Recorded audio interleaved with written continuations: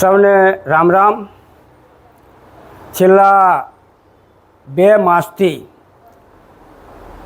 કેટલાક મિત્રો સસ્તી પ્રસિદ્ધિ મેળવવા માટે સંસદ સભ્ય તરીકેની મારી છબીને બગાડી અને લોકો વચ્ચે બદનામ કરવા માટે એડિટિંગ કરેલો ઓડિયો વિડિયો શેર કરાવી રહ્યા છે।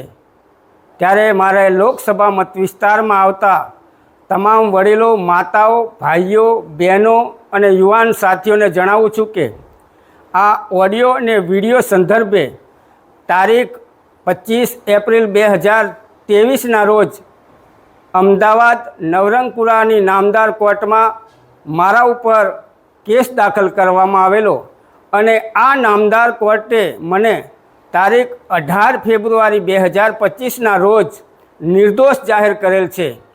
ત્યારે સસ્તી પ્રસિદ્ધિ મેળવવાના પ્રયત્નો કરતા મિત્રોને હું જણાવું છું કે તેઓને આ સંદર્ભમાં મારી સાથે રૂબરૂ ચર્ચા કરવી હોય તો જાહેર મંચ ઉપર હું આ ચર્ચા કરવા માટે તૈયાર છું। વંદે માતરમ।